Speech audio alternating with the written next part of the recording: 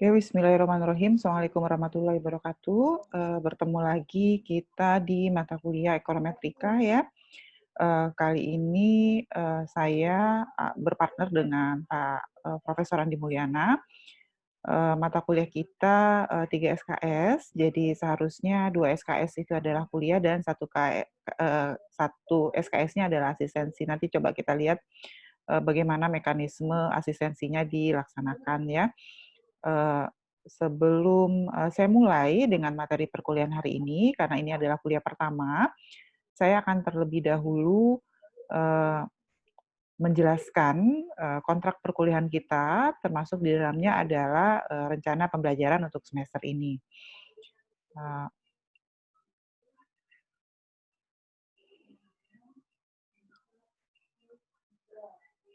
oke, ini adalah rencana pembelajaran kita untuk semester ini. Kebetulan semester ini saya, mendapat 2 kelas untuk ekonometrika. Jadi kelas pertama, kelas Palembang, saya berpartner dengan Pak Mirza Antoni PhD, dan untuk kelas Indralaya saya, bersama dengan Profesor Andi Mulyana ya. Jadi mata kuliah kita adalah ekonometrika. Deskripsi mata kuliah ini bertujuan untuk mengajarkan teori dan perhitungan statistika matematika untuk menganalisis fenomena ekonomi ya. Jadi kita akan menggunakan alat statistika dan matematika untuk menganalisis fenomena ekonomi. Jadi di dalamnya nanti kita akan mempelajari teknik analisis data pada persamaan linier, kemudian data cross section atau data berurut waktu, kemudian ada data time series atau berurut waktu, kemudian nanti kita akan melihat penggunaan variabel dependen dan independen, lalu juga bisa nanti mengestimasi model non-linier ya. Nah, kemudian nanti di akhir perkuliahan kita juga akan mencoba melakukan analisis atau estimasi persamaan ekonometrika dengan menggunakan software. Software yang kita pakai nanti adalah SPSS. Jadi nanti kalau ada mahasiswa yang coba-coba ya dicari di Google program SPSS atau dibuka di IBM SPSS, ada yang versi trial jika ingin yang asli ya. Sehingga tujuan perkuliahan kita adalah memberi wawasan dan pemahaman metodologi ekonometrika beserta aplikasinya dalam bidang ilmu sosial ekonomi pertanian atau agribisnis. Penekanan diberikan kepada pemodelan dan aplikasinya. Pada minggu pertama, hari ini kita akan mempelajari pendahuluan terkait dengan apa itu ekonometrika. Minggu kedua, kita akan masuk, ya minggu depan insya Allah kita akan masuk dengan persamaan regresi linier sederhana atau ordinary least square. Lalu minggu ketiga kita akan masuk dengan materi terkait dengan regresi berganda. Minggu keempat kita akan melaksanakan kuis terhadap materi kuliah pertama dan ketiga. Lalu minggu kelima kita akan masuk dengan modeling ekonometrika. Minggu keenam kita akan masuk dengan model regresi dengan variabel kualitatif. Lalu minggu ketujuh model regresi logistik, dan di minggu ke-8 kita akan melaksanakan UTS ya. Setelah UTS kita akan mulai mempelajari pelanggaran asumsi klasik atau eh, syarat-syarat Gauss-Markov ya terkait dengan persoalan multicollinearity, autokorelasi, heteroskedasticity. Minggu ke-12 kita akan masuk dengan model kelambanan atau distributed lag model. Lalu minggu ke-13 dan minggu ke-14 itu kita akan mempelajari persamaan simultan. Dan minggu ke-15 kita akan masuk dengan materi SPSS, praktik pengolahan data, dan di minggu terakhir kita akan melaksanakan ujian akhir ya. Lalu buku pegangan, buku wajib yang dipakai itu adalah buku karangannya Damodar. Ini Damodar Gujarati ya. Basic Econometric. Buku ini bukunya sudah ada yang versi bahasa Indonesia. Jadi jika ada yang mau beli buku, silahkan beli buku karangannya Damodar Gujarati ya, dan sudah ada karena sudah ada versi bahasa Indonesianya. Kemudian boleh juga ada buku penunjang. Kalau saya buku penunjangnya adalah Agus Widaryono juga tahun 2007. Teori ekonometrika, teori dan aplikasi, penerbitnya adalah Ekonesia ya. Jadi bisa menggunakan buku karangannya Agus Widaryono. Kemudian kriteria penilaian. Kriteria penilaian kita terdiri dari 3 komponen. Yang pertama adalah keaktifan, asistensi kuis dan tugas 25%, lalu ujian tengah semester 35%, dan ujian akhir semester 40%. Syarat di dalam peraturan akademik Unsri tahun 2020, syarat untuk bisa mengikuti ujian semester adalah kehadiran minimal 85%. Artinya, jika mahasiswa hadir di bawah 85%, maka otomatis nilai ujian akhir semesternya kosong, ya. Terkait dengan kontrak perkuliahan, RPS, cara-cara penilaian, silakan jika ada yang ingin ditanyakan sebelum saya masuk dengan materi perkuliahan kita hari ini. Silakan jika ada yang mau ditanyakan. Silakan kalau ada yang mau ditanyakan terkait materi hari ini, terkait kontrak perkuliahan kita hari ini. Ada? Oke, kalau begitu silakan diaktifkan semua videonya terlebih dahulu sebelum saya masuk dengan materi. Oke, mohon semua mahasiswa mengaktifkan videonya terlebih dahulu. Silakan.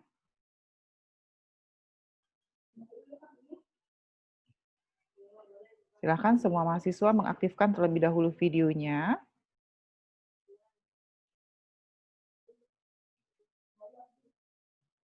Ayo, yang lain.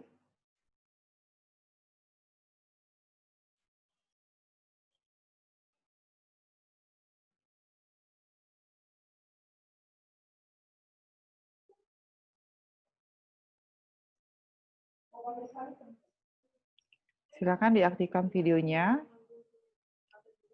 Damar, Andet, Mona, Suci Indah, Indah Permatasari, Muhammad Raihan, Tasa Kamila, Bella Indah, silakan diaktifkan videonya. Muhammad Raihan, Tasa Kamila Andi, Nadila Putri Prasila, Meisa Wibowo, Damar, silakan diaktifkan videonya. Meisa Wibowo dan Damar, silakan diaktifkan videonya.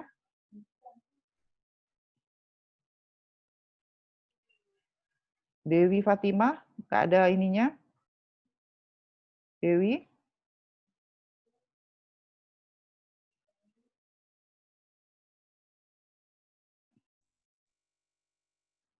Ahmad Nafis, Dewi Fatimah, Muhammad Raihan,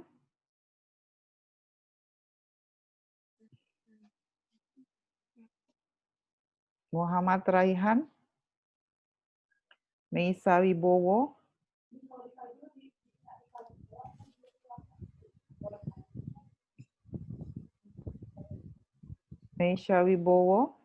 Meisa.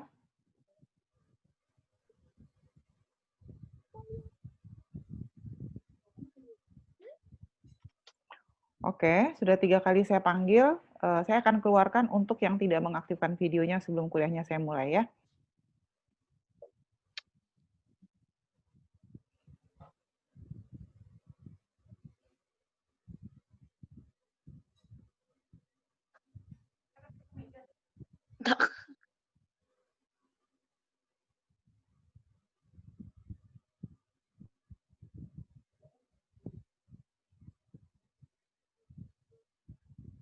Damar.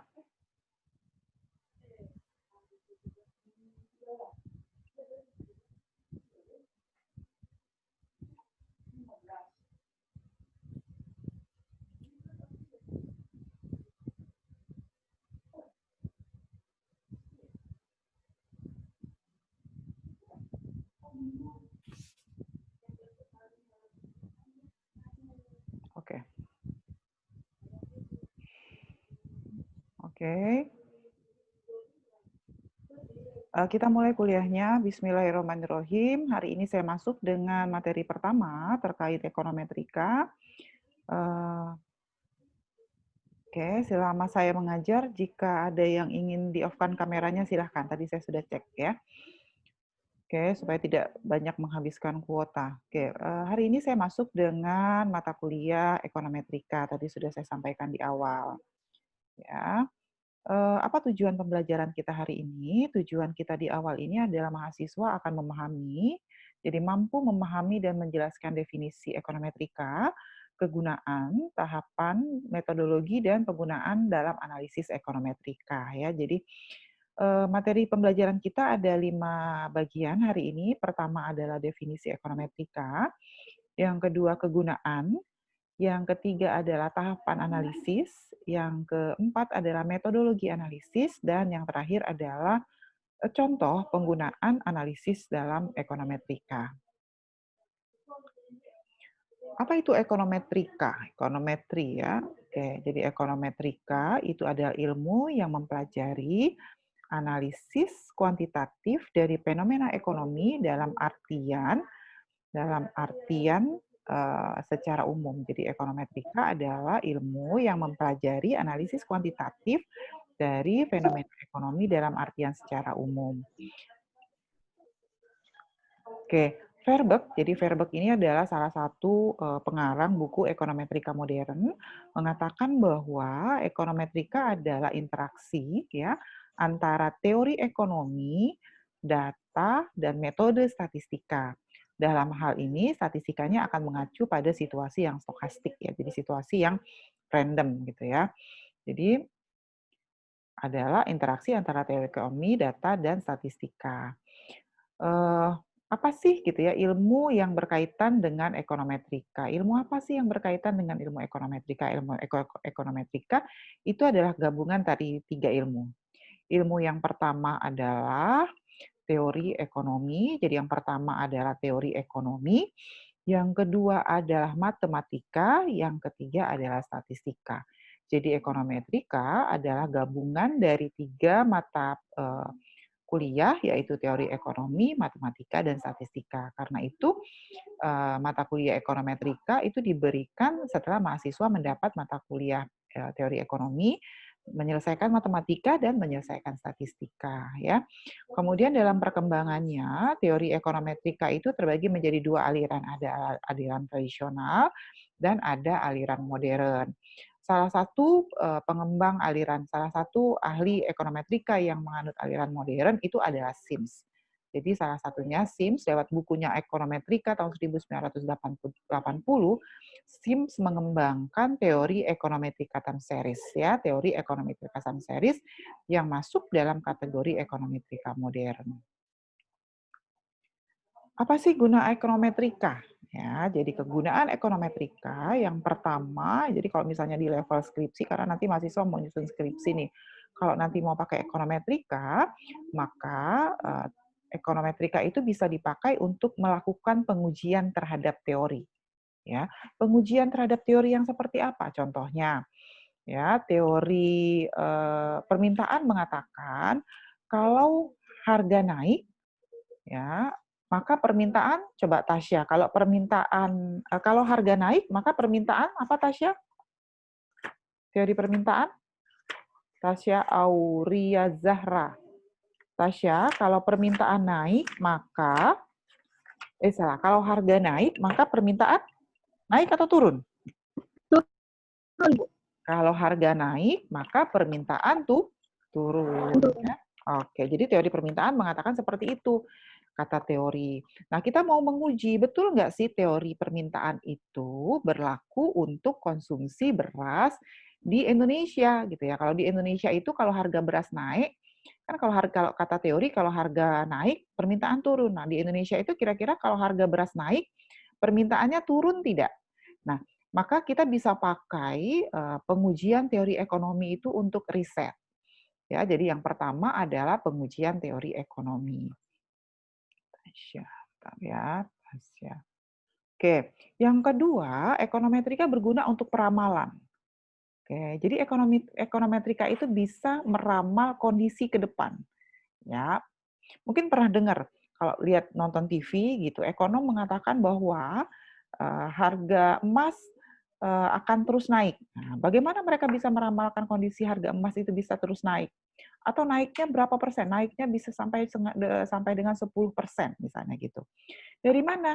Maka biasanya mereka akan melakukan peramalan terhadap kondisi ekonomi makro itu dengan menggunakan alat analisisnya adalah ekonometrika, ilmunya ekonometrika. Ketiga, Jadi dia bisa meramal. Jadi kalau mau meramal nggak usah lagi pergi ke orang pinter gitu ya. Karena sudah bisa pakai ekonometrika, bisa sudah meramal kondisi di masa yang akan datang. Nggak usah lagi pergi ke orang pinter gitu kalau meramal. Oke. Kemudian yang ketiga, ekonometrika berguna untuk melakukan perumusan kebijakan ekonomi.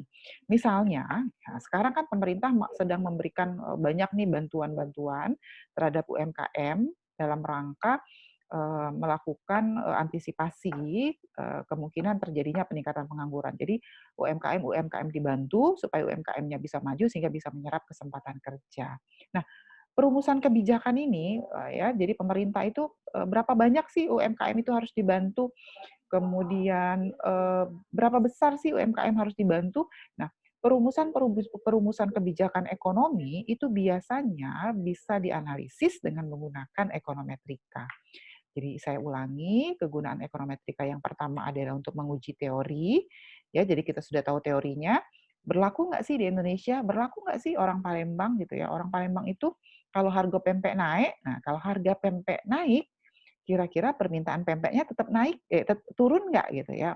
Oh kalau di Palembang harga pempek naik, itu tidak berpengaruh terhadap konsumsi pempek, misalnya gitu. Berarti teori ekonominya jadi nggak berlaku kan kalau di Palembang, misalnya gitu. Kedua tadi untuk peramalan, jadi bisa meramalkan kondisi ekonomi ke depan. Misalnya ke depan itu pendapatan nasional kita bakal naik atau turun. Kemudian kita bisa meramalkan ke depan itu jumlah pengangguran itu kira-kira sampai berapa persen. Itu bisa menggunakan ekonometrika. Dan terakhir berguna untuk menganalisis dalam rangka perumusan kebijakan ekonomi. Ya, jadi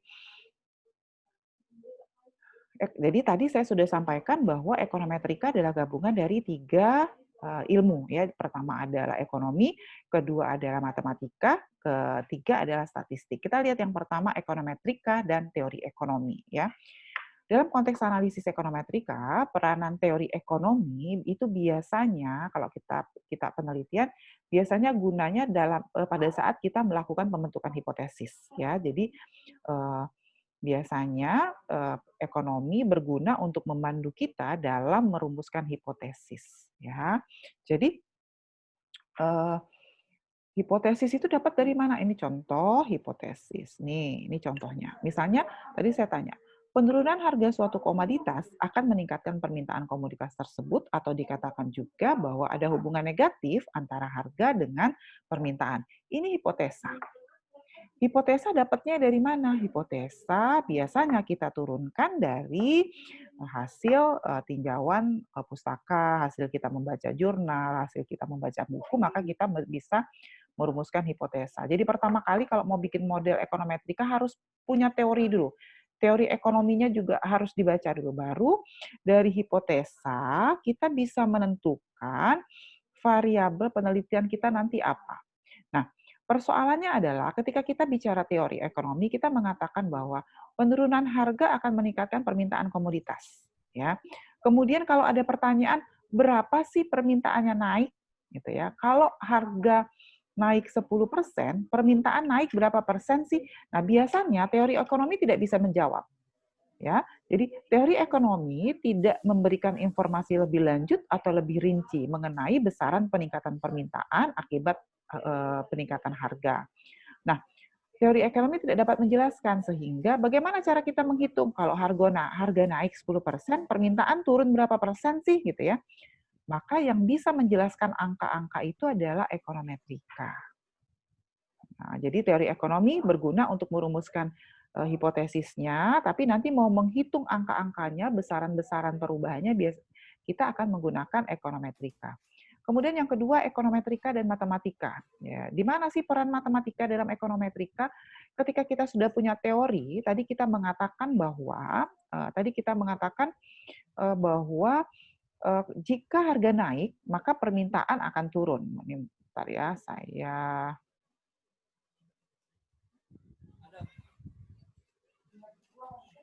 ini negatif.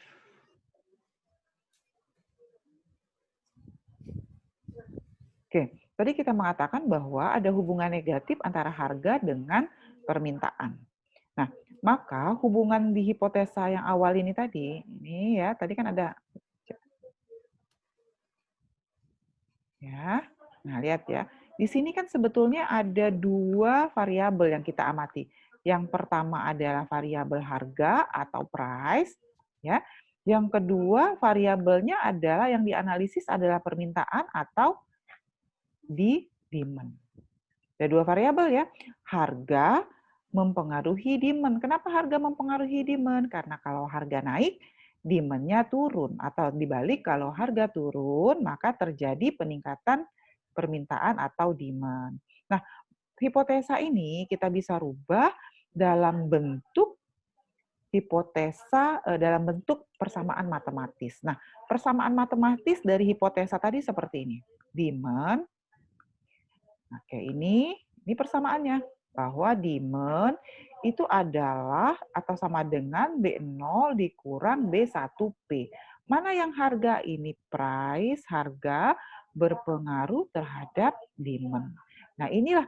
Jadi setelah kita punya teori ekonomi, kita buat hipotesis dengan teori ekonomi, lalu hipotesis kita itu dirubah bentuknya menjadi bentuk matematik, persamaan matematik. Ya. Biasanya waktu kita statistik kita belajarnya seperti ini. A sama dengan Y sama dengan alfa ditambah beta X. Nah, itu persamaannya ini sebetulnya waktu di statistik. Sama sebetulnya persamaannya. Bedanya hanya notasinya saja. Y-nya itu berubah jadi D, X-nya itu menjadi PI. Ya, sudah pernah belum lihat persamaan yang ini? Yang ini nih, yang saya lingkarin. Nabila Nurhadi. Nabila Nurhadi, silakan diaktifkan kameranya, Nabila. Nabila. Nabila ada di kelas? Nabila. Nabila. Nabila.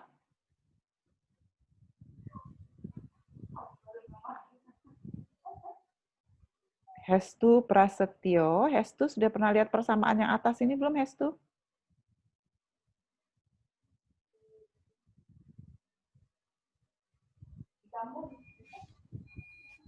Maaf Bu, Uh-uh. kayaknya sudah tapi lupa Bu. Sudah tapi lupa ya, oke. Rahayu Oktarina, sudah pernah lihat persamaannya, Rahayu?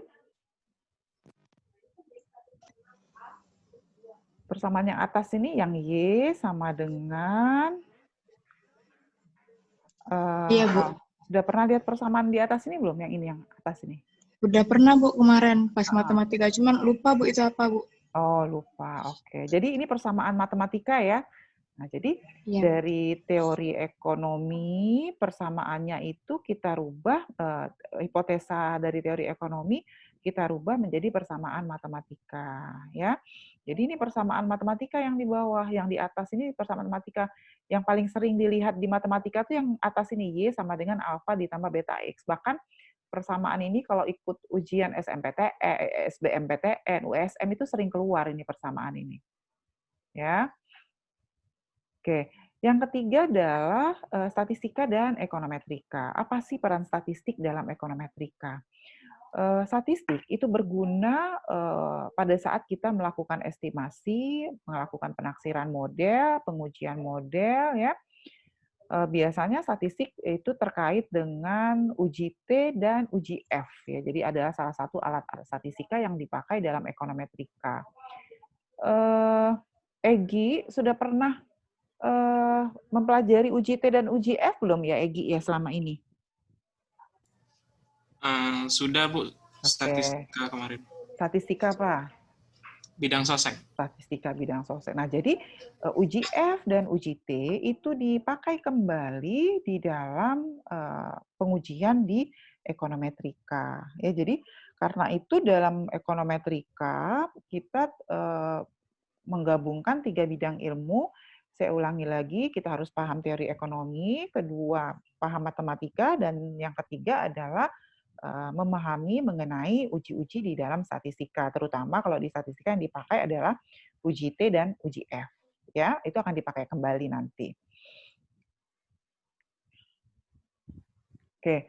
Nah, ini saya coba bikin dalam bentuk bagan ya, jadi kombinasi ilmu dalam ekonometrika tadi ada teori ekonomi, ada matematika dan ada statistika. Di teori ekonomi kita dapat fenomena, jadi menjelaskan fenomena ekonomi secara kuantitatif. Jadi tadi saya sudah sampaikan contohnya kalau hukum permintaan mengatakan bahwa jika hukum permintaan mengatakan jika harga turun maka demand-nya naik. Itu kita ambil dari teori permintaan. Nah, setelah kita punya teori permintaan, kita masuk ke matematika. Teori ekonomi tadi kita rubah dalam bentuk matematik. Nanti kita akan pelajari ada berbagai macam model persamaan matematika, ada bentuknya linier, ada diferensial, ada macam-macam nanti model-model dalam ekonomi, model-model matematika yang bisa kita pakai ketika kita menerjemahkan teori ekonomi ke dalam bentuk matematika. Dan yang ketiga, kita juga perlu ilmu statistika. Ilmu statistika itu biasanya akan kita pakai dalam proses pengumpulan data, dalam pengolahan dan penyajian data.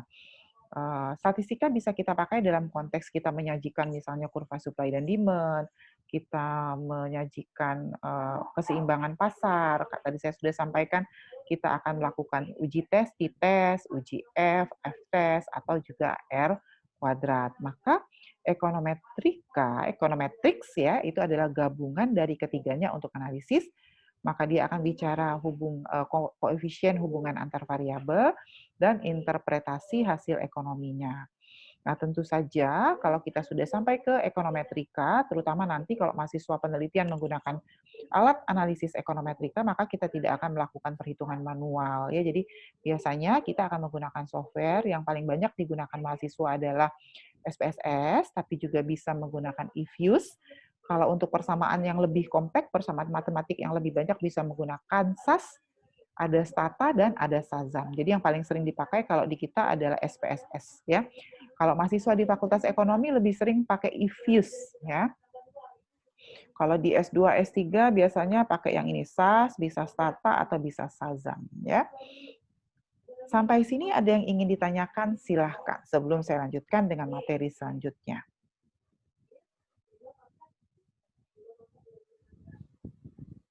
Oke, ada yang mau bertanya? Nah, kalau tidak ada yang mau bertanya, saya lanjutkan materi kita hari ini. Jadi begini, di semester berapa dapat statistika? Semester berapa ya? Semester 2 ya? Semester 1? Semester 2 ya dapat statistik. Kan kita sudah dapat statistika ya. Dari statistika kemudian naik lagi menjadi statistik bidang sosek dan semester ini mendapat mata kuliah ekonometrika. Nah, apa sih kelebihan model ekonometrika dibandingkan dengan statistik bidang sosek? Ya, apa sih beda ini kelebihan ekonometrika? Alat-alat analisis yang dipelajari di dalam mata kuliah statistik bidang sosek itu variabelnya terbatas.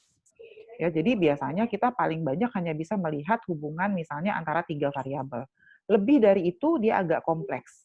Nah, ekonometrika ini kelebihannya kita bisa melakukan analisis ya, bahkan lebih dari 10 variabel, bahkan sampai ratusan variabel itu dengan ekonometrika dia bisa bergerak sekaligus. Jadi ekonometrika itu bisa melakukan analisis untuk sebuah model yang besar dengan variabel yang banyak. Sementara kalau kita pakai statistika bidang sosek, kita terbatas variabel yang bisa dianalisis. Ya, padahal variabel-variabel ekonomi itu kan saling berkaitan, banyak faktor yang mempengaruhinya.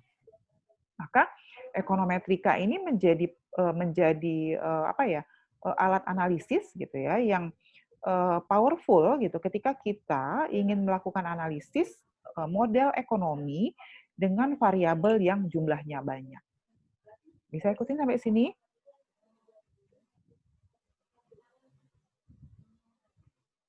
Bisa ikutin? Oke. Bisa, Bu. Oke, semua sudah pernah mengambil mata kuliah kalau statistik bidang bukan statistik bidang sosek. Metode penelitian sosek sudah lulus semua atau baru ngambil semester ini ya? Metode penelitian sosek. Baru ambil, Bu. Baru ngambil Baru ambil. Bu. Tapi metode ilmiah sudah semua ya? Sudah, Bu. Oke. Nah, ekonometrika ya, jadi kalau salah satu tadi saya sampaikan, kelebihan ekonometrika yang pertama, dia bisa melakukan analisis dengan semua dengan model ekonomi yang besar dan variabelnya yang banyak. Itu kelebihan yang pertama. Sementara kalau untuk di statistik bidang sosek itu variabel-variabelnya terbatas. Kelebihan ekonometrika yang kedua gitu ya, kalau di statistik bidang sosek, biasanya lebih banyak data yang dipakai itu jenis data kerat lintang, atau kalau kita sering bilang itu data kerat lintang itu data primer gitu ya, data yang diambil dari sumber pertamanya. Nah, ekonometrika itu bisa melakukan analisis terhadap berbagai jenis data. Jadi kalau statistik bidang sosek itu hanya terbatas, biasanya lebih banyak pada data kerat lintang. Jadi statistik bidang sosek itu lebih banyak hanya bisa dipakai untuk data yang kedua ini, cross section atau kerat lintang. Ya lebih banyak. Tetapi ekonometrika itu bisa melakukan analisis terhadap 3 jenis data. Dia bisa melakukan analisis terhadap data time series atau data berurut waktu, ya, bisa data harian, bisa data mingguan, bisa data bulanan, bisa data tahunan, bisa contoh variabelnya adalah suku bunga, indeks harga saham gabungan, dan inflasi. Jadi bisa menganalisis data time series atau data berurut waktu. Bisa juga menganalisis data cross section atau kerat lintang. Contoh data cross section atau kerat lintang adalah data Sakernas, ya, jadi data antar wilayah dalam 1 tahun. Itu adalah data cross section. Bahkan ekonometrika bisa melakukan analisis terhadap data panel atau panel data. Apa itu panel data? Panel data itu adalah gabungan antara data time series. Jadi kalau panel data yang ini, yang ketiga ini, ya, panel data itu gabungan dari data time series sama data cross section. Nah, jadi bahkan ekonometrika itu bisa melakukan analisis serempak terhadap data time series dan cross section. Namanya panel data atau data panel. Ya, contoh data panel di Indonesia adalah Indonesian Family Life Survey atau IFLS.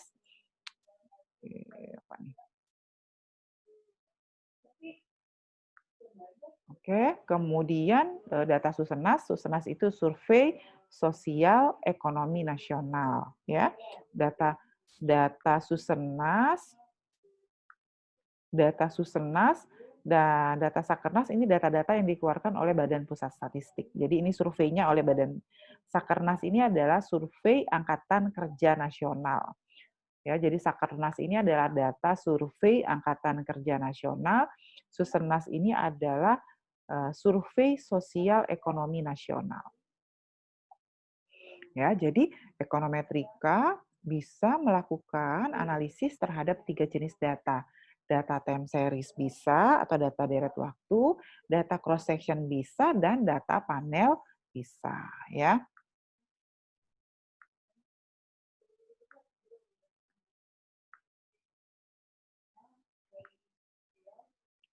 Rema Anjani, silakan diaktifkan videonya Rema.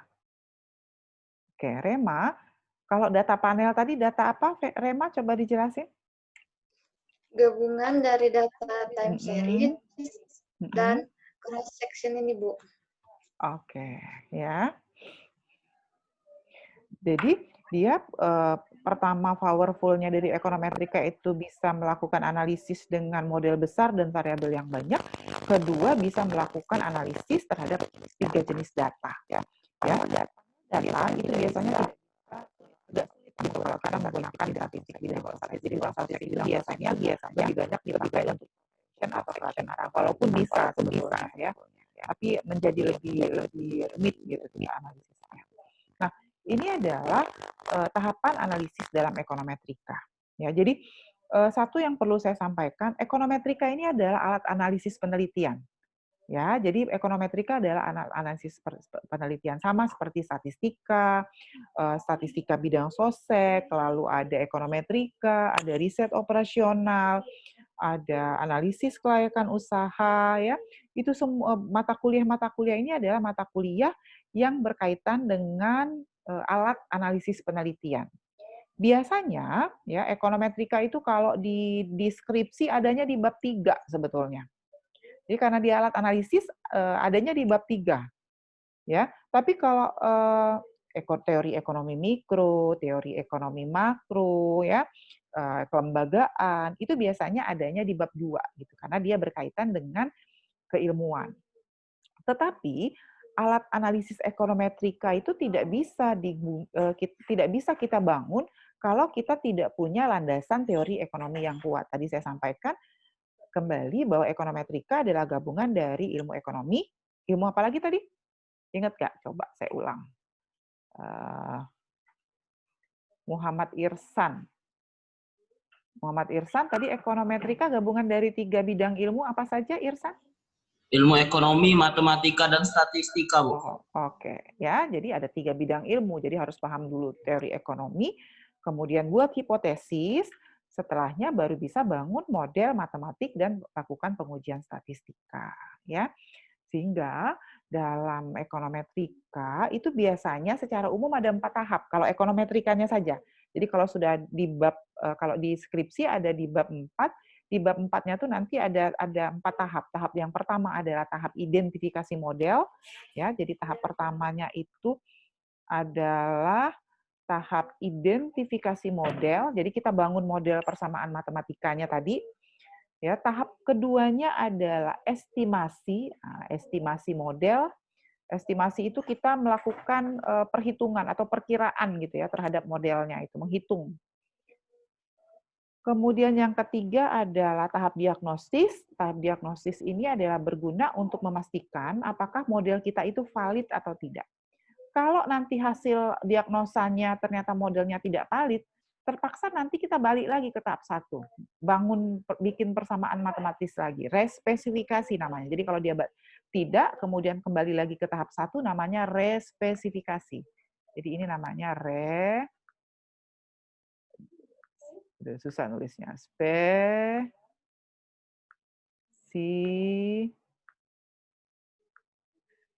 Spesifikasi. Nah, ya. Jadi kalau dia balik lagi ternyata tidak valid, modelnya kembali lagi. Nah, namanya respesifikasi.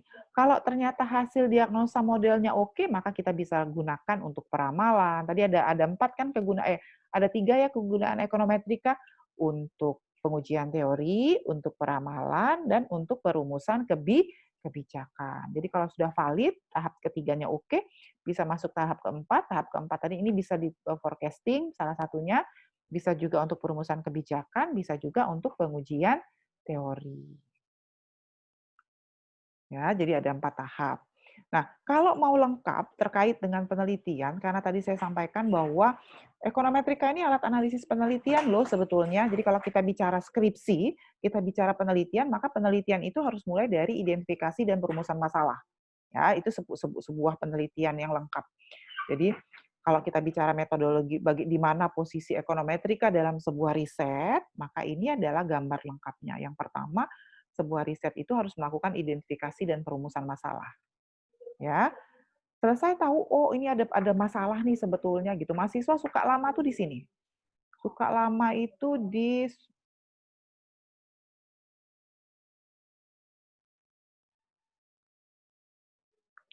mahasiswa suka lama di sini di perumusan masalah. Ya, cari masalah gitu ya. Disuruh nyari masalah tuh lama sekali sampai 6 bulan gitu ya. Seperti banyak sekali tidak ada masalah gitu yang harus diselesaikan. Nah, kalau kita sudah dapat identifikasi, sudah dapat masalah yang mau dianalisis dalam skripsi, maka nanti kita buat kerangka pemikiran. Jadi ini kalau di skripsi itu adanya di bab 1 biasanya.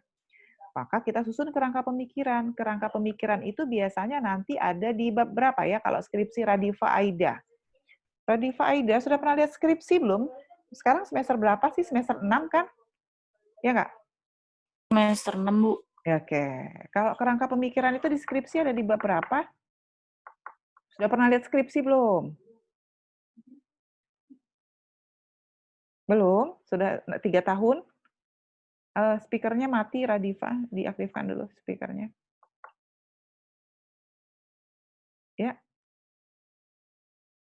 Sudah pernah lihat skripsi? Oke. Tasya Aulia Zahra. Tasya? Iya, Bu. Oke, Tasya sudah pernah lihat skripsi belum, Tasya? Lihat sekilas aja, Bu. Oh, sekilas.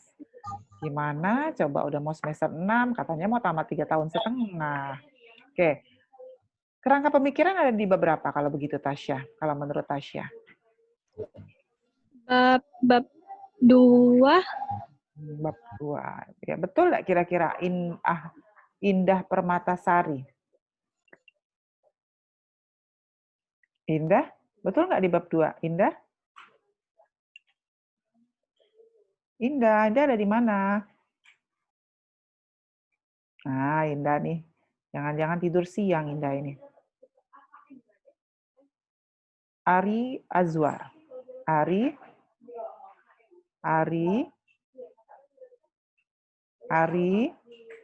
Ya, Bu. Oke. Ari, kerangka pemikiran ada di bab berapa, Ari? Ada di bab 2, Bu. Wah, oke. Kak, lagi di mana, Ari? Lagi di rumah, Bu. Oke. Ya, jadi ada di bab 2. Nanti isi dari kerangka pemikiran itu adalah teori ekonomi dan konsep serta kajian studi terdahulu, ya. Nah, setelah kita dari bab 2 ini kerangka pemikiran nanti akan menghasilkan spesifikasi model. Nah, makanya di bab 2 selain ada kerangka pemikiran, nanti ada juga model pendekatan penelitian. Di dalam spesifikasi model pendekatan penelitian, nanti ada variabel-variabel yang mau dianalisis. Setelahnya baru kita bisa rumuskan hipotesis. Ya. Nah, selanjutnya pengumpulan data, estimasi, evaluasi, ini sudah masuk di dalam beberapa ini kira-kira. Analisis data.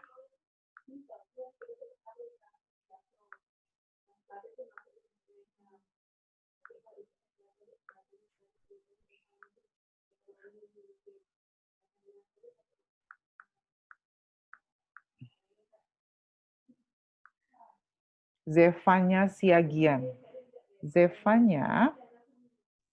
Hadir, Bu. Ya, pengumpulan data, estimasi parameter, dan evaluasi model biasanya ada di beberapa kira-kira. Udah masuk di bab 3 enggak? Ya, Oke, kalau nggak salah di bab 3. Oke, Zevanya sudah pernah lihat skripsi? Udah kemarin pas tugas Aplikom, Bu, ada lihat dikit-dikit, Bu. Oke, dikit-dikit ya. Oke, semoga nanti setelah ini bisa lihat lebih banyak-banyak gitu ya.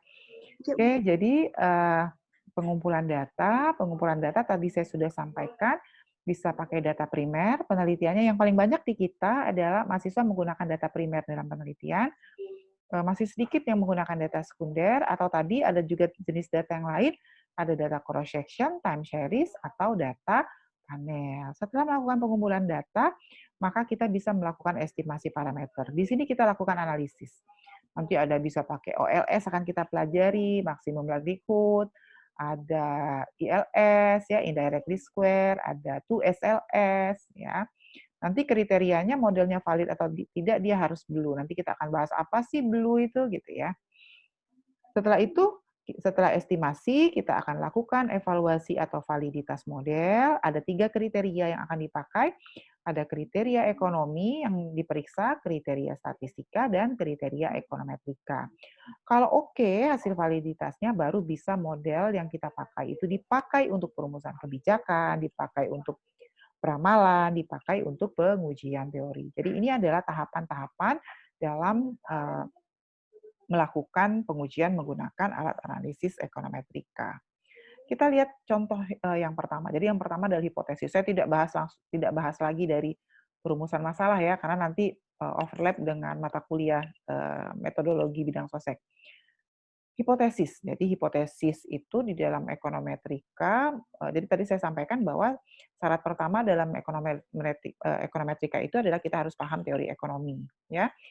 Teori ekonomi berguna untuk membantu kita dalam merumuskan hipotesis. Contohnya tadi saya sudah sampaikan. Ini secara rata-rata, apabila pendapatan seseorang meningkat, maka konsumsinya meningkat pula. Akan tetapi peningkatan konsumsinya tidak sebesar peningkatan pendapatan. Maka berdasarkan statement ini, Muhammad Taib Rizki, ya, Muhammad Taib Rizki bisa diaktifkan? Muhammad Taif Rizky? Ya, Bu. Oke. Kalau lihat hipotesis di atas, ada berapa sih variabel yang dianalisis dalam penelitiannya?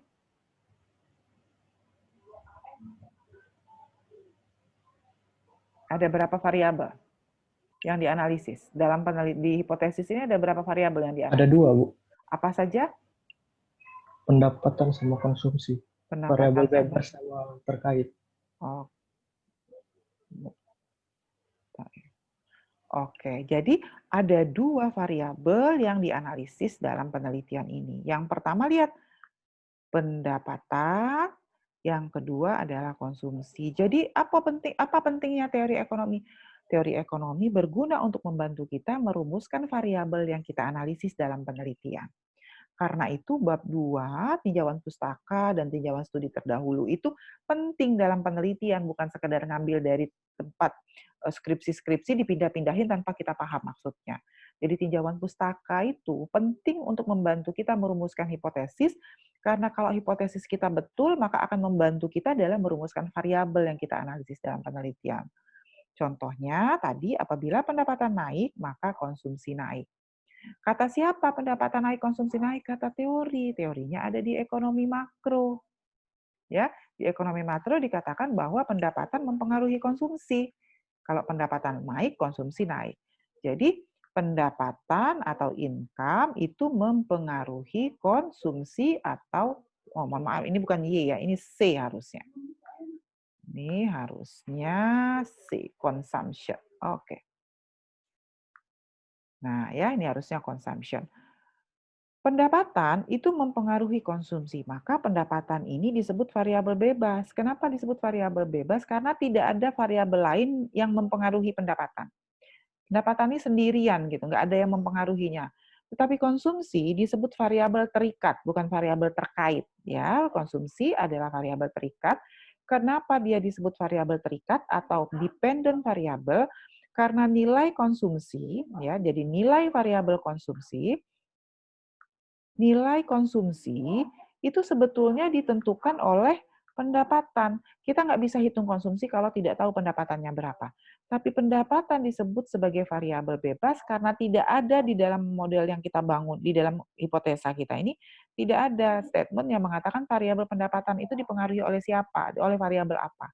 Maka di dalam model yang, di dalam hipotesis kita ini, pendapatan adalah variabel bebas, konsumsi adalah variabel terikat. Konsumsi terikat disebut variabel terikat karena nilainya dipengaruhi oleh pendapatan. Ya.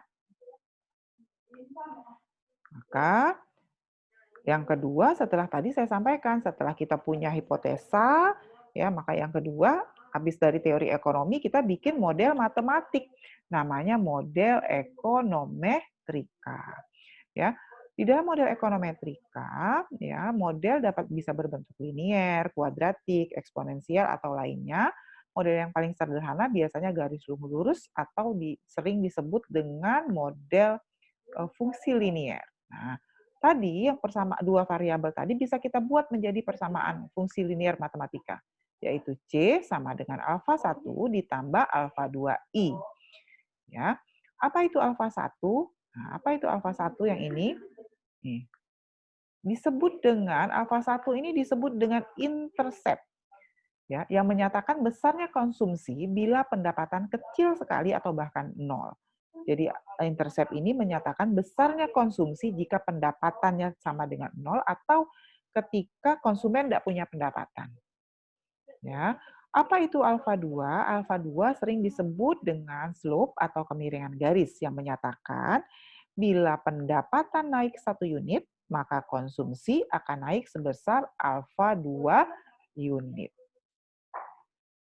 Bisa ikutin sampai sini? Pernah nggak lihat rumus ini? C mungkin sama dengan A ditambah B, Y. Bella Indah. Bella, pernah nggak lihat rumus yang baru Ibu buat ini? Nih, rumus ini kira-kira pernah lihat di mata kuliah apa? Ada, Bu. Ini ekonomi, tapi yang C itu Iya, Heeh. gimana? Ekonomi Lupa, apa? Bu. Nah, ekonomi apa? Mikro. Mikro. Oke. Ada yang bisa bantu lebih tepat lagi ekonomi apa? Makro, Bu, makro. Ekonomi makro, ya Bella. Iya, Bu. Jadi ada di ini adalah persamaan konsumsi, pengaruh Iya, pendapatan terhadap konsumsi. B-nya ini apa kalau di ekonomi makro namanya? MPC, marginal propensity to consume, kecenderungan untuk mengkonsumsi. Ya, jadi ini ada di ekonomi makro persamaannya. Nah, bagaimana tanda besaran alfa 1? Nah, positif, negatif, atau 0. Kalau di ekonomi makro kan kita hanya punya C sama dengan A ditambah BY. Maka kita mau tahu ini besarnya berapa sih alfa 1 ini, positif, negatif, atau 0. Kemudian bagaimana tanda alfa 2? Alfa 2 berapa besarnya? Nah, kalau kita mau menghitung ya berapa alfa 1, berapa alfa 2, maka metode perhitungannya itu adalah menggunakan ekonometrika. Maka dalam teori ekonomi saya sudah sampaikan alfa 2 ini sebetulnya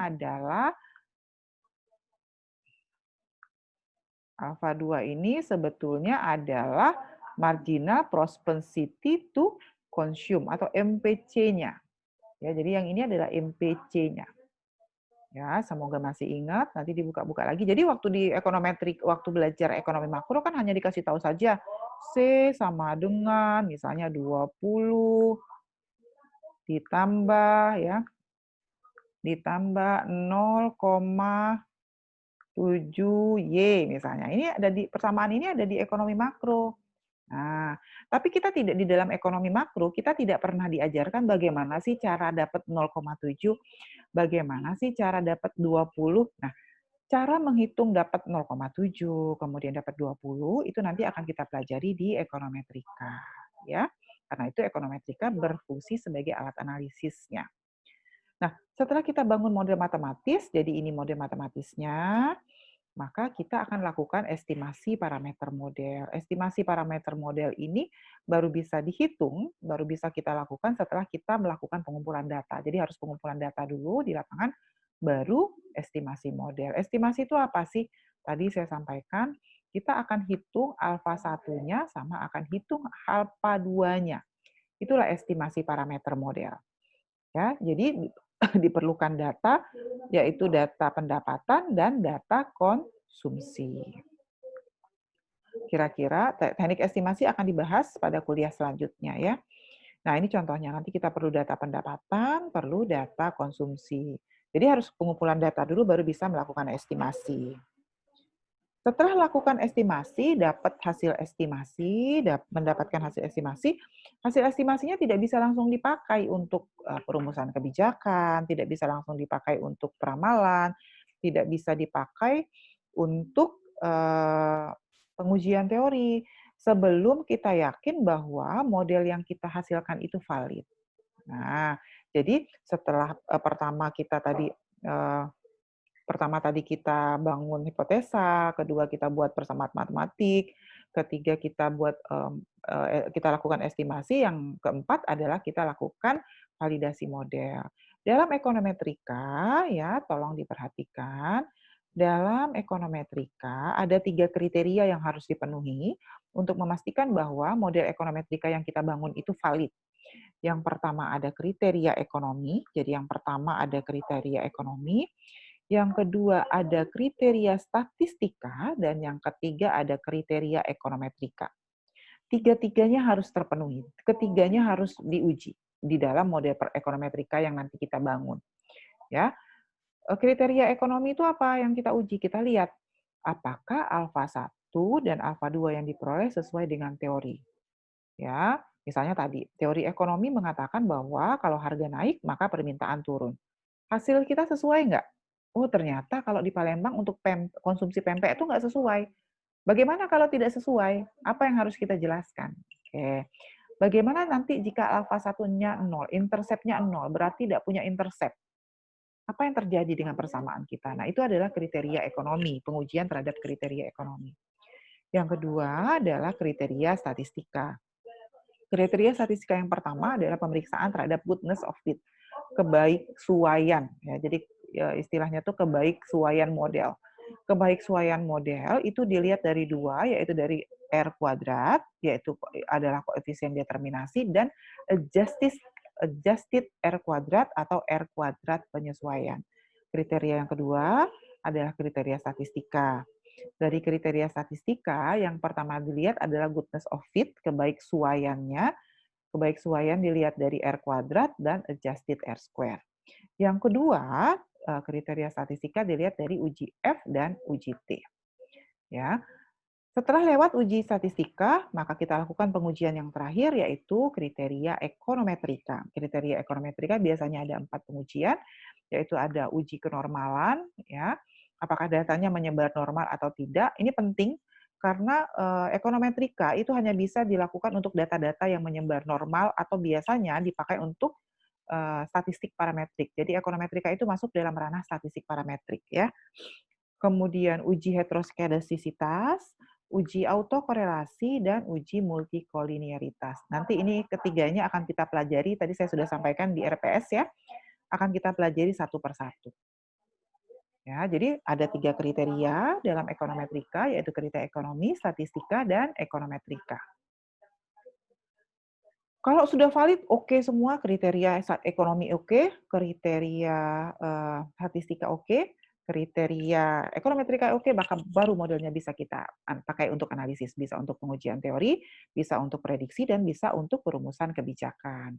Ini contoh kalau kita mau melakukan peramalan. Misalkan saja model yang kita estimasi dapatnya adalah C sama dengan 100 ditambah dengan 0,5 C. Oke. Ini bukan C, mohon maaf. Ini adalah gaji income ya. Income. Oke. Maka berapa kenaikan konsumsi seseorang yang punya gaji 100 juta dan konsumsinya 750.000 bila gaji tahun depannya dinaikkan 25%. Maka apa yang harus kita lakukan? Gaji orang tersebut naik. Ya, awalnya gajinya 750 naik 25%, maka menjadi 1.250.000, maka konsumsinya adalah ini intercept-nya marginal propensity to consume 0,65 dikali dengan 1.250.000, maka konsumsinya akan naik menjadi 912.500. Ini contoh kalau kita mau meramalkan kondisi ke depan.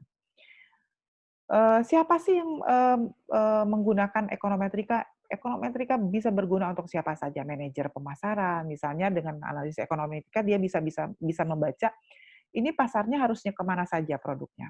Bisa juga untuk manajer produksi, bisa melihat peluang peningkatan permintaan berapa sih sebetulnya.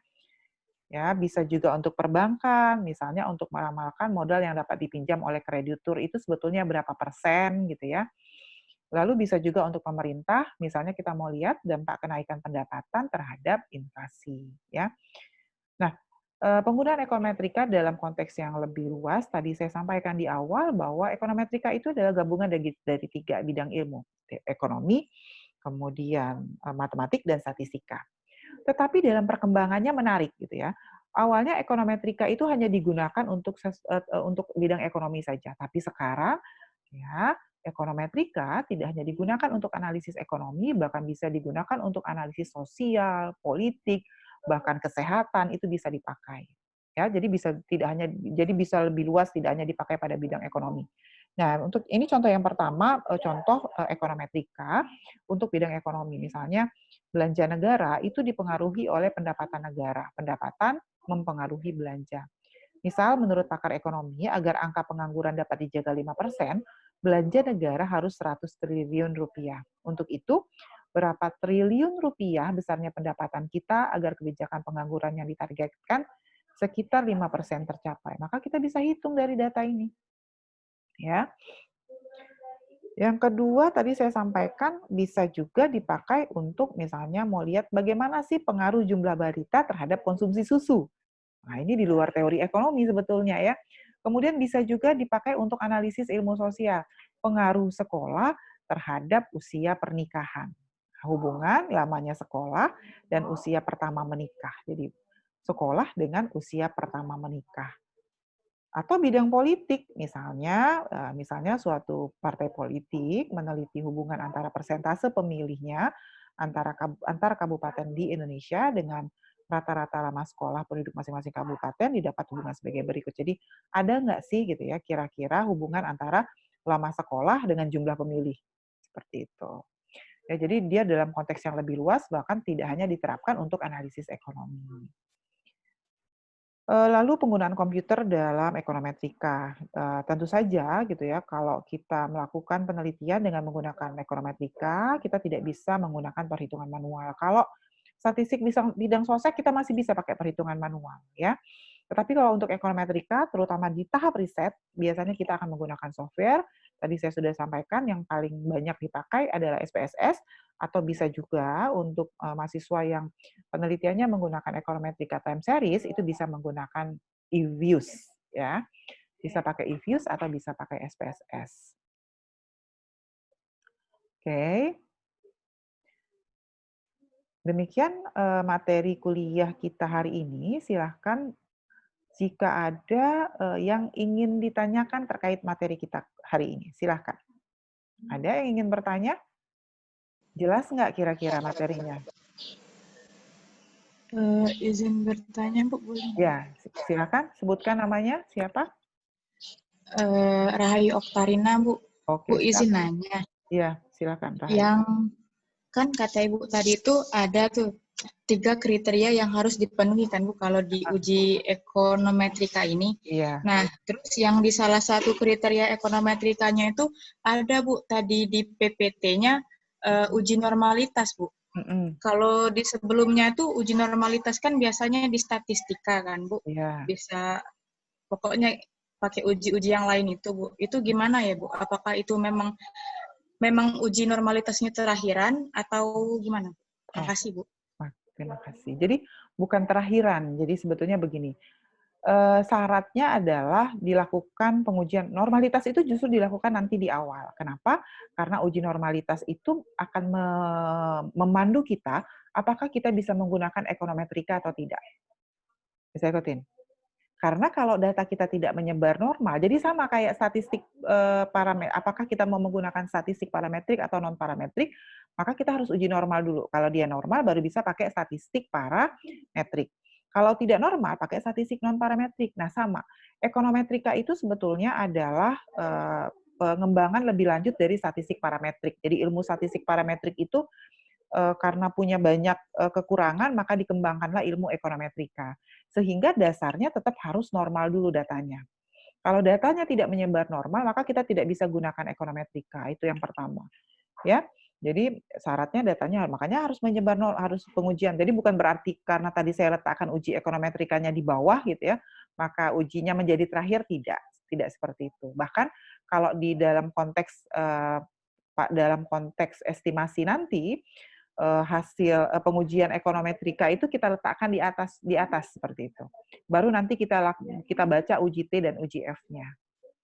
Bisa ikutin sampai sini? Sih, Bu. Iya.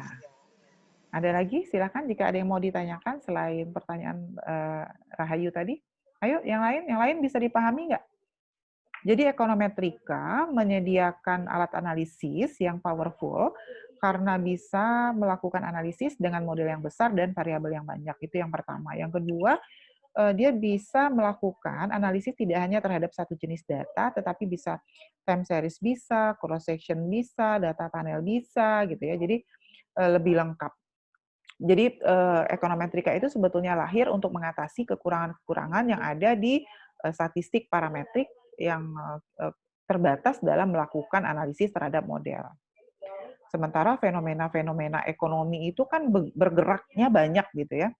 Variabel yang mempengaruhi permintaan saja banyak. Masih ingat nggak variabel yang mempengaruhi permintaan itu ada harga barang tersebut, ada apalagi pendapatan, harga komplementer, ada harga substitusi, ada selera, ya nggak? Banyak kan yang mempengaruhi permintaan, itu baru bicara permintaan. Pendapatan, apa yang mempengaruhi pendapatan?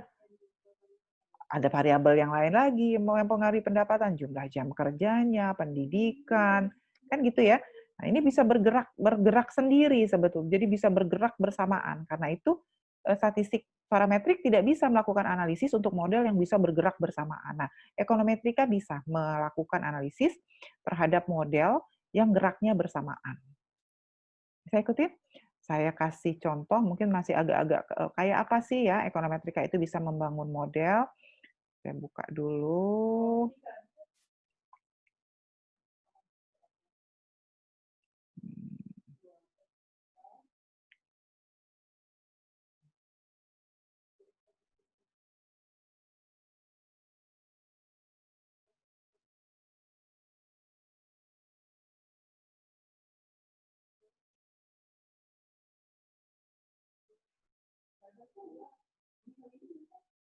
Mana ya?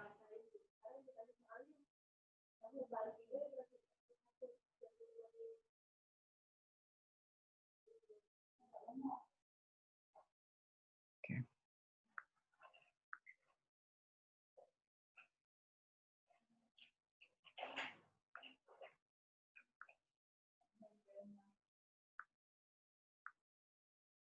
Nah, ini contoh ya bagaimana ekonometrika itu bisa nggak dikecilin, bisa melakukan analisis terhadap model yang banyak secara bersamaan. Jadi misalnya ini penelitian terkait dengan volume pasar karet di Jambi gitu ya.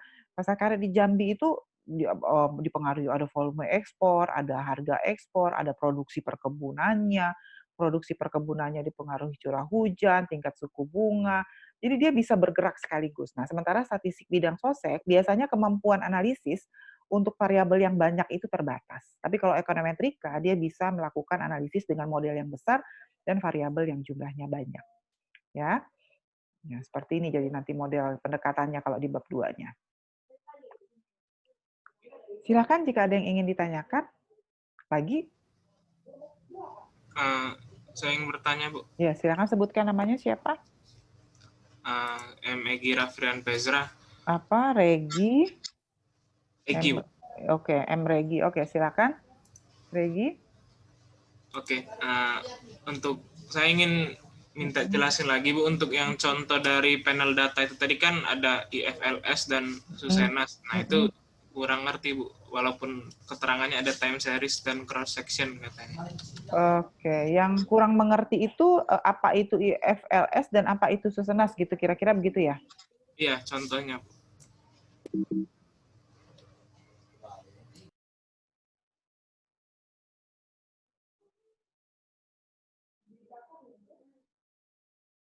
Nih, ini ya. Sakernas itu adalah contoh oke. Sakernas itu kepanjangan dari Survei Angkatan Kerja Nasional. Survei Angkatan Kerja Nasional ini dilaksanakan oleh BPS setahun 2 kali. Jadi dia BPS mengambil sampel rumah tangga, kemudian ditanyai terkait dengan kondisi angkatan kerja di dalam rumah tangga tersebut. Jadi nanti bisa buka website BPS atau cari di Google cari aja Sakernas, nanti keluar publikasi Sakernasnya. Ya. Kalau IFLS itu Indonesian Family Life Study. Ini juga bisa nanti di-searching di Google. Nanti ada data-data terkait dengan publikasi ini. Jadi kalau kita menggunakan ini data Sakernas dan data IFLS itu kita tinggal mengambil saja. Jadi atau kalau dalam konteks kalau kita bagi menjadi data primer, data sekunder, Sakernas, IFLS, Susenas itu adalah data sekunder. Artinya kalau kita penelitian, kita tinggal ngambil data yang sudah dipublikasikan oleh BPS, kemudian kita analisis. Nah, tapi data-data yang sekunder seperti ini jarang dipakai di kita gitu ya. Jadi kita tuh mahasiswa lebih suka penelitian dengan menggunakan data primer daripada data sekunder. Data primer itu data kita langsung ngambil ke petani biasanya gitu. Jadi kita wawancara petani. Jadi kalau Sakernas itu enggak, kita mengambil data dari publikasi yang sudah dilakukan oleh BPS. Coba saya searching ya.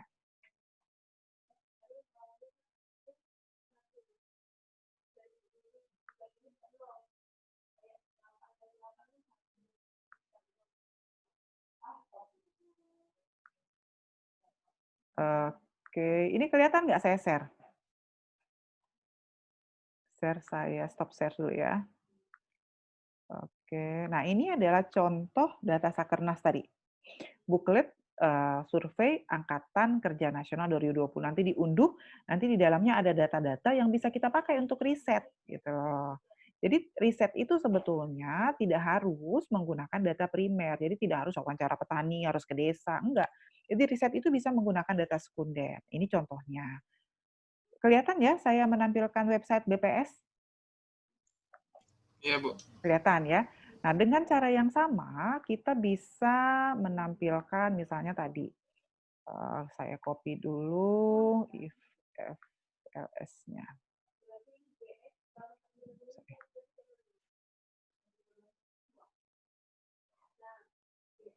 Nah, ini ya, ada data survei terkait dengan Indonesian Family Life Strategy. Nah, di sini ngambil datanya. Di sini ada data-data, ada IF5 survei Indonesia ya. Nah, di sini kelihatan saya menampilkan website IFLS. Kelihatan, Bu. Kelihatan ya. Kelihatan, Nah, di Bu. sini kita bisa ambil data-data IFS 5 survei, data-data terkait dengan apa saja data yang bisa kita ambil kalau kita mau penelitian terkait dengan survei rumah tangga. Jadi kehidupan rumah tangga bisa data update and tips gitu ya. Jadi data itu penelitian sebetulnya tidak harus menggunakan data sekunder, tapi bisa juga menggunakan data primer. Ya, ini datanya. Kita mau nanti perlu data apa, bisa diekspor dan sebagainya, ada berbagai metode. Kalau di BPS ini datanya, misalnya kita mau lihat data di BPS terkait kependudukan gitu ya. Saya mau lihat apa sih bagaimana sih sebetulnya pengaruh dari tingkat kemiskinan terhadap pendapatan petani misalnya. Maka cari di sini data kemiskinan. Atau bagaimana pengaruh tingkat partisipasi sekolah terhadap kemiskinan petani, kemiskinan di pedesaan. Juga bisa. Jadi namanya datanya data sekunder. Ya, ini kan ada di data jumlah penduduk miskin, nanti ini di kota, nanti ada data penduduk miskin desa. Seperti itu. Gimana? Silahkan, ada yang mau bertanya lagi? Regi, seperti itu Regi penjelasannya? Iya, Bu. Terima kasih. Iya. Ada lagi yang ingin bertanya? Ada izin bertanya, Bu. Ya, silakan. Sebutkan namanya ya. Siapa namanya? Namanya Hestu Prasetyo, Bu. Hestu. Oke, silakan Hestu. Untuk terkait pengolahan data tadi kan, Bu, menggunakan tidak diolah secara manual, tetapi menggunakan aplikasi SPSS atau eViews. Ya. Kemudian yang ingin saya tanyakan itu, Bu, kan SPSS atau eViews ini kan ada beberapa versi itu, Bu. Apakah perbedaan versi dari aplikasi tersebut juga bisa mempengaruhi hasil dari data yang dianalisis gitu? Oke. eViews itu SPSS itu sekarang sudah sampai versi 23 atau bahkan 2024. Kemarin tahun lalu 23. Ya. Perbedaan versi itu tidak akan mempengaruhi hasil. Versi itu hanya kalau dulu misalnya eViews itu cuma bisa SPSS itu hanya bisa melakukan analisis data cross section saja. SPSS itu fokus pada cross section. Nah, di 23 SPSS sudah mulai bisa melakukan analisis data time series. Nah, kira-kira gitu. Tapi data yang sama diolah pakai eViews versi 18, diolah pakai eViews versi 23, itu hasilnya akan sama. Bahkan kalau saya punya data, saya olah pakai SPSS, saya olah lagi pakai eViews, saya olah lagi pakai SAS, itu juga hasilnya harusnya sama. Bisa ikutin sampai sini. Ya, kecuali kan nanti ada nanti kita akan mempelajari berbagai metode estimasi ya, kecuali kalau metode estimasinya berbeda. Bisa ikutin. Jadi nanti di SPSS itu kita akan diminta untuk memilih pakai metode apa. Jadi kalau selagi metodenya sama, jadi selagi metode estimasinya sama, pakai SPSS, pakai eViews, pakai SAS, pakai Shazam, pakai Stata, itu hasilnya akan sama. Saya ikutin sampai sini? Ya. Jadi perbedaan versi itu tidak mempengaruhi hasil, tapi justru dia makin lengkap kemampuan analisisnya. Ya, begitu ya Hestu. Silakan kalau ada yang ingin ditanyakan kembali. Jadi nanti coba-coba di-download ya. Bisa SPSS ada juga sih yang pakai crack gitu ya. Tapi kalau yang mau versi trialnya buka di IBM SPSS itu resmi. Ya. Atau rasanya ada versi student juga? Ada yang mau bertanya kembali? Silahkan. Kalau tidak ada, ada? Ada, Bu. Oh deh, silakan. Nama saya Zakaria. Ya, Bu. Izin bertanya, Bu. Iya, silakan. Mengenai ekonometrika bisa membuat model ekonometrik, Bu. Nah, maksudnya di sini itu saya lihat di PPT tadi juga ada, misalkan di permasalahan masalah produk sama dengan 10 ditambah 0,2 balita. Oke, betul. Ditambah di persamaan masalah sosial itu menikah sama dengan 6 tambah 1,2 sekolah. Nah, angka-angka tersebut, Bu, itu merupakan model ekonometrika yang baru atau merupakan itu persamaan yang sudah ada? Oke. Jadi model tersebut, saya agak bingung juga jawabnya, model ekonometrika yang baru atau persamaan yang sudah ada. Jadi ada model matematis. Di dalam ekonometrika nanti ada model matematis. Kalau model matematis nanti dia belum ada angka-angkanya. Ya, artinya hanya misalnya Y sama dengan A plus BX, misalnya gitu. Hanya A dan B. Tetapi ada model hasil estimasi. Nah, yang tadi yang Zakaria sebut itu adalah, yang saya sebutkan di belakang, itu adalah hasil estimasi. Nah, jadi bukan yang baru, tapi hasil pengolahan data, kira-kira seperti itu. Jadi setelah kita ngolah data, maka A dan B-nya tuh sudah berubah jadi angka. Nah, artinya dia sudah diestimasi. Bisa ikutin ya? Nah, jadi kalau waktu di ekonomi makro, tiba-tiba kita punya persamaan konsumsi, tiba-tiba kita punya persamaan pendapatan, tapi kita tidak tahu bagaimana cara menghitung A dan B-nya. Nah, di ekonometrika mulai minggu depan, kita akan mulai mempelajari bagaimana sih bisa mengestimasi kok dapat tadi misalnya balita itu adalah produk susu sama dengan 100 ditambah 0,5 balita, misalnya gitu. Bisa ikutin sampai sini, Zakaria? Jadi bukan persamaan baru, tapi persamaan hasil estimasi, gitu ya. Angka tersebut dari hasil pengolahan data ya, Bu? Betul, hasil pengolahan data. Artinya datanya sudah dikumpulin dulu gitu ya. Oke, ada lagi silakan. Terima kasih, Bu. Iya, sama-sama. Ada lagi? Kalau tidak ada, mungkin saya tutup kuliahnya. Terima kasih atas perhatiannya. Salam sehat selalu. Tetap jaga kesehatan ya. Perhatikan juga protokol 3M-nya. Bahkan sekarang sudah harus 5M. Kemana-mana gunakan masker. Wassalamualaikum warahmatullahi wabarakatuh. Waalaikumsalam. Waalaikumsalam warahmatullahi wabarakatuh.